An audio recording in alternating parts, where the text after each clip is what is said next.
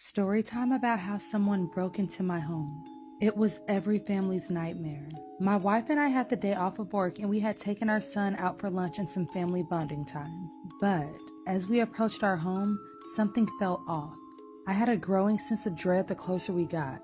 As our house came into view, I could see that our front door was wide open. Someone had broken into our home. I told my family to wait outside in case the intruder was still inside. They obliged, and I slowly and silently made my way through our house. As I stepped into the living room, I saw broken furniture.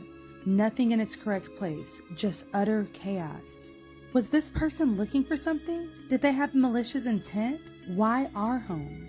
Why us? Next, I walked into the kitchen. The fridge had been emptied. Dishes and food were thrown all over the room.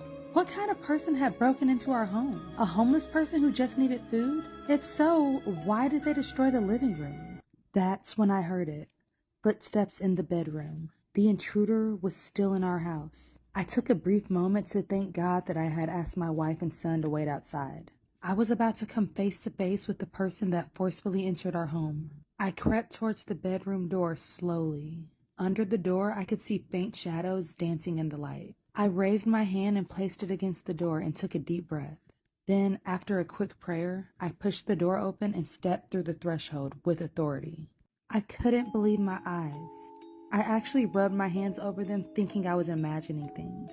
There, in my son's bed, was a young girl with curly blonde hair. She stared at me with wide eyes. She must have been terrified. I was a few feet taller than her and at least 100 pounds heavier than her.